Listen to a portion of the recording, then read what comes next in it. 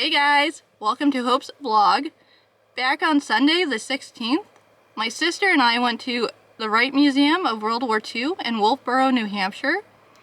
Mostly everything at the museum was donated by people and veterans, and with the stuff that is donated, it is displayed and or set up to recreate a scene during the 40s. If you visit the Wright Museum, don't forget to walk around the building because they have some outdoor exhibits that are free to explore.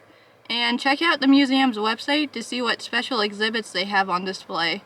When my sister and I went to the museum, they had a Snoopy and the Red Baron exhibit on the second floor, which ends in September. I also want to mention that I have learned from my first video when I went to the cat cafe and didn't have much footage to share. So for this video, I have a lot more footage and photos. I'm not sure if I'll be able to show you everything, but I'm going to include as much as I can. The museum is fairly small, but it is packed with donated stuff from the war. It took my sister and I 3 hours to go through the museum. Also, when showing my dad some of the video footage, he suggested that I should pan the camera slower in the future. So feel free to pause the video at any time to look at any of the displays because they are packed. Also, sorry in advance for any glare. The displays had lights directly shining on the glass. One last thing that I would like to mention is that I'm also going to be playing around with transitions and talk about a few of the displays and exhibits in this video. First off, the museum admission was $14 for an adult, and my sister and I were encouraged by a staff member to start our self-guided tour in the theater room. The theater room was fairly small and packed with people, despite the museum only being open for 9 minutes. So I don't have any footage of the theater, but the video that was being played was a 10-minute video about the museum. The video is very informative, but it was a little boring, so after about 5 minutes, I headed for the home front gallery. The home front gallery is the first room at the museum and has several recreated scenes from America at home. There were a lot of displays within this one exhibit room: toys, old cameras, food rations and food stamps, posters like saving scraps and buying parts to build a Jeep, old bikes, and a lot more. I really enjoyed looking at the recreated rooms, some of which had these speakers that you could pick up and listen to. The speakers would play a clip from an old show or talk about sports from an old radio. One of the rooms that the museum recreated was an old soda fountain, which was a place that sold soda, milkshakes, and a few other things. The servers who worked at the soda fountains were called soda jerks.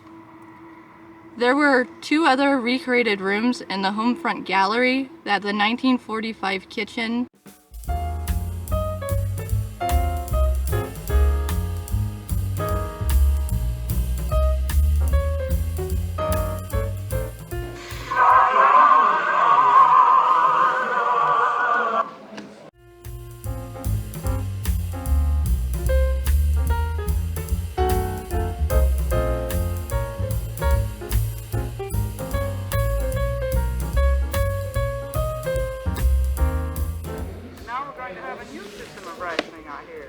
That's right. I'm going to start point rationing pretty soon, they tell me. Why on earth do they have to do that? We have a perfectly simple system for sugar and coffee. I can't make heads or tails of it. I wish someone would explain. and the 1940s living room.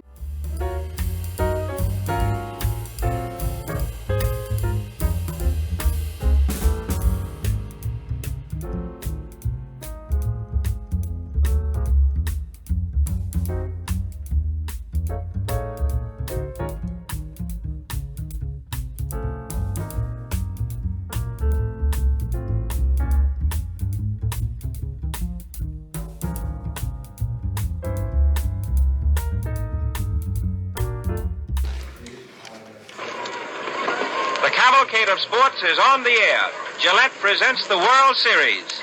This afternoon, we bring you the 5th game between the champions of the American and National Leagues, the New York Yankees, and the St. Louis Cardinals, from Sportsman's Park in St.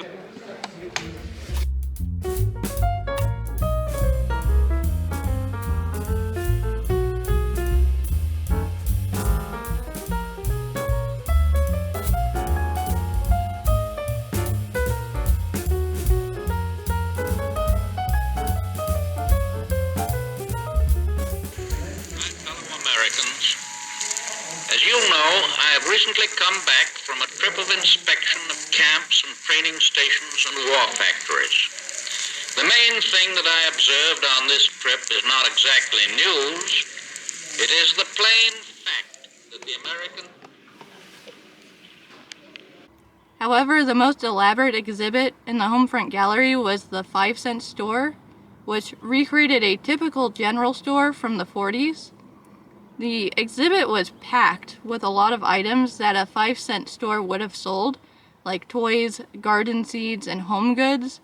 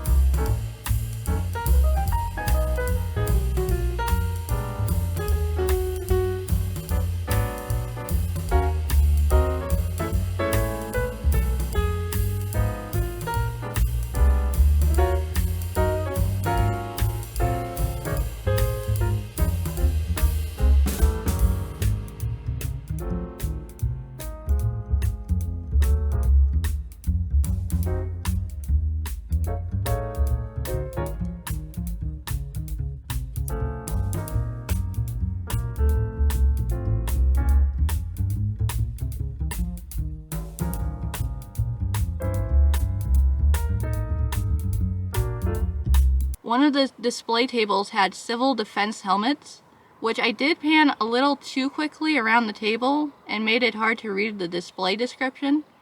But the description read, "With so many young men overseas, civil defense became the responsibility of grandfathers, mothers, and factory workers on their off hours."